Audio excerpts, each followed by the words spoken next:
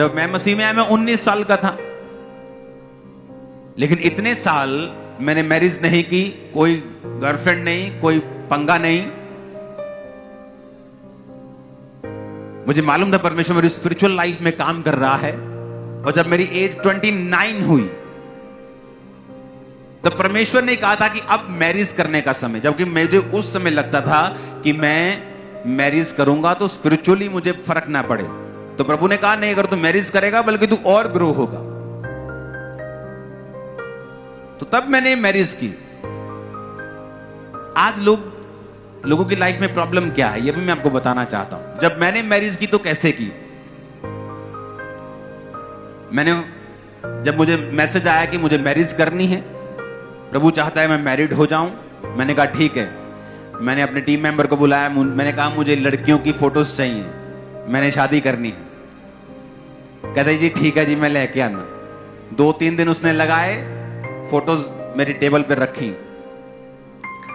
उनमें से मैंने फोटो सिलेक्ट की, मैंने कहा ये भी ठीक है, ये भी ठीक है। आज लोग कैसे शादी करते हैं, जब चर्च में मैरिज ब्यूरो है लोग आगे बताएंगे मेरी कुड़ी दी उम्र जी हैगी 31 साल ते मुंडा होवे घट्टो घट 35-32 साल दा, डॉक्टर होवे, पैसा तेला होवे। ये सारी चीजें रॉन्ग हैं। इसीलिए बहुत से क्रिश्चियन यंग लड़के और लड़कियां अनमैरिड हैं, अपनी मूर्खता के कारण, परमेश्वर के कारण नहीं। क्यों? मैं बताता हूं शादी कैसे करनी, मेरा एक्सपीरियंस ले लो। और मेरी फर्स्ट क्लास मैरिज, हालेलुया। मैं बताता हूं कैसे करते हैं मैरिज। सबसे पहले प्रार्थना। मैंने 10 साल प्रार्थना की है कि प्रभु मैं मैरिज कर हो तो बेस्ट हो, मेरी शादी मेरी लड़की तेरी ओर से हो। इधर उधर देखना, कोई देखना नहीं, कोई आंख मटक्का नहीं, ये तो नहीं, ये तो नहीं। बहुत सारे पास्टर्स पकड़ना चाहते थे मुझे, जो शारीरिक पास्टर होते, ये इसके साथ प्रभु का प्लान है। मैंने कहा अच्छा प्रभु का प्लान है। तो जब मैच्योर हुआ, 1-2 साल का क्रिश्चियन बना, तो मुझे लगा कोई प्रभु का प्लान नहीं भाई साहब, ये तुम्हारा प्लान है। तो समझ आई कि मुझे इस चीजों से दूर रहना है, दूर रह के मुझे परमेश्वर को खोजना है। जब समय आता है, मोस्टली क्रिश्चियन क्या करते हैं, अच्छा मैं इंजीनियर हूं तो मुझे लड़की पढ़ी लिखी चाहिए। ये राइट मापदंड नहीं। मैं नहीं कहता आप बिल्कुल अंगूठा छाप ले लो, मैं नहीं कहता। हो सकता है कि आपके लिए अंगूठा छाप बेस्ट हो, लेकिन आपको क्या देखना है पहले। आपको कभी नहीं देखना इसका फाइनेंशियल स्टेटस मेरे साथ मैच करता है कि नहीं, ये कास्ट मैच करती है कि नहीं, पढ़ाई लिखाई मैच करती। आप कभी शादीशुदा नहीं हो पाओगे, शैतान काम करेगा आपकी लाइफ में अगर आप ऐसा करोगे तो।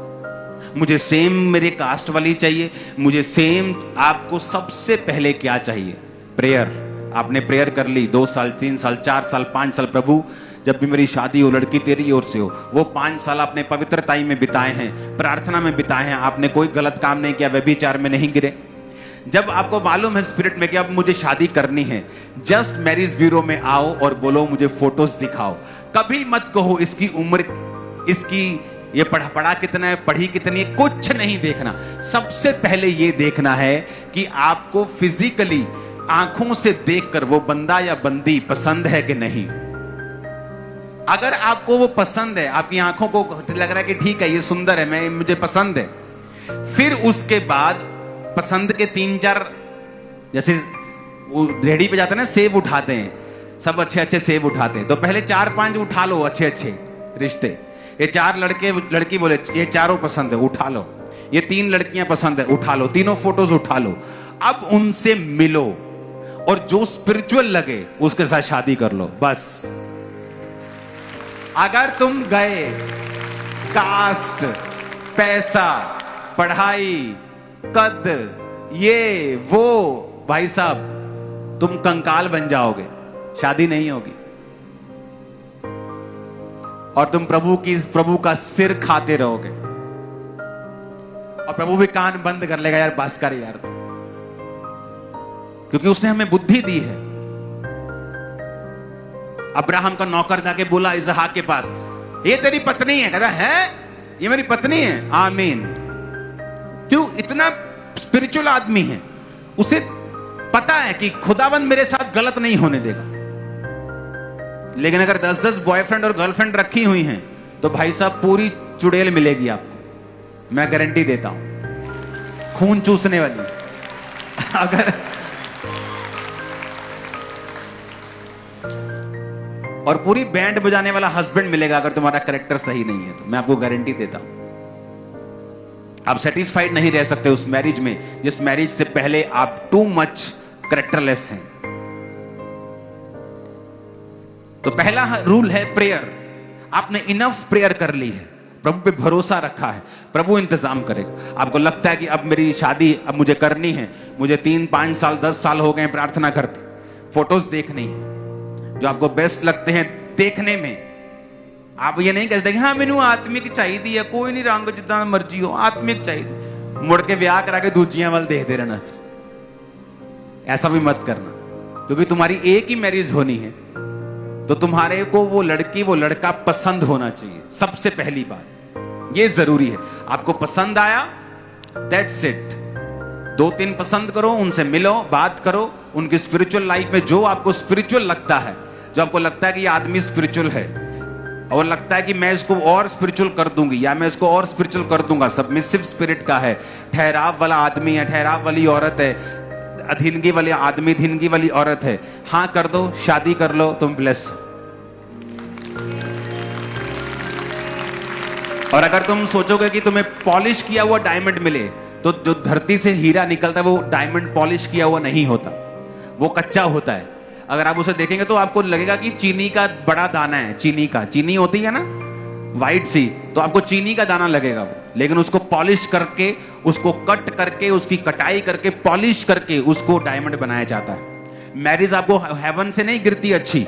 आप अच्छे से अच्छे के साथ मैरिज कर लें, अगर आप बेवकूफ हैं तो आप उसके साथ भी पंगा ले लेंगे। तो आपको वो मैरिज को पॉलिश करना पड़ता है, आपको अंडरस्टैंडिंग रखनी होती है, प्रेयर रखनी होती है। और दूसरी बात, आप दोनों का टारगेट जीसस क्राइस्ट की अगर सेवा होगी तो बहुत सारी लड़ाइयां झगड़े अपने आप खत्म हो जाएंगे, क्योंकि आपको मालूम है आपको सेवा करना है, आपको चर्च जाना है, आपको इकट्ठे मीटिंग में जाना है, आपको प्रेयर इकट्ठे बैठना है, तो बहुत सारी चीजें अवॉइड हो जाएंगी अपने आप। लेकिन अगर एक कपल का टारगेट जीसस क्राइस्ट नहीं है तो वो कपल फिर पक्का प्रॉब्लम में रहेगा ही रहेगा।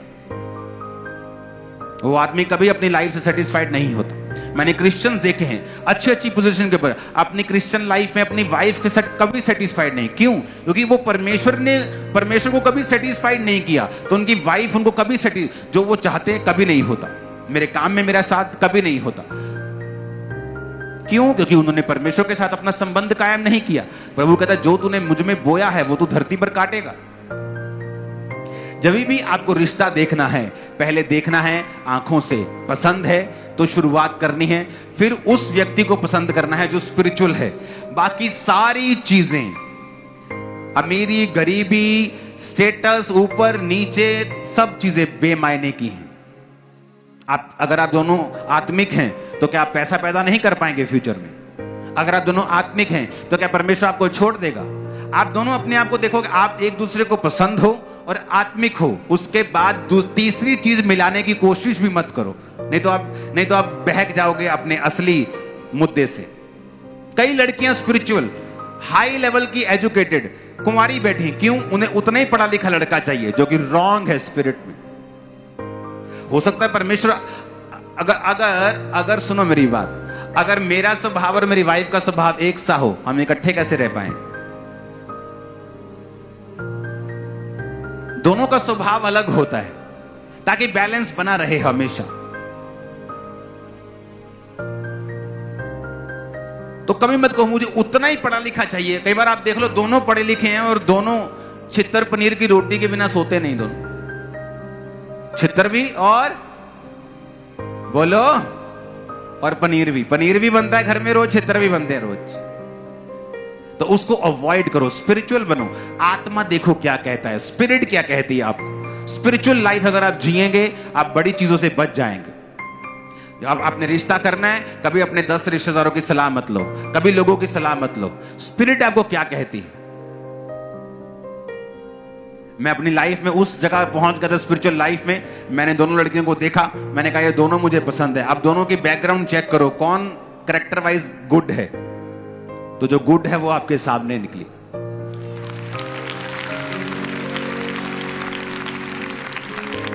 और जो गुड नहीं थी वो बेचारी रह गई। हालांकि वो फोटो नंबर 1 थी और उसको नहीं मालूम, क्योंकि जब उसका कैरेक्टर मालूम किया गया वो गिरी हुई थी अपने कैरेक्टर में, और उसे नहीं मालूम जब वो गिरी थी उसने क्या मिस किया होगा, उसको नहीं मालूम। कितने मेरी बात को समझ रहे हैं?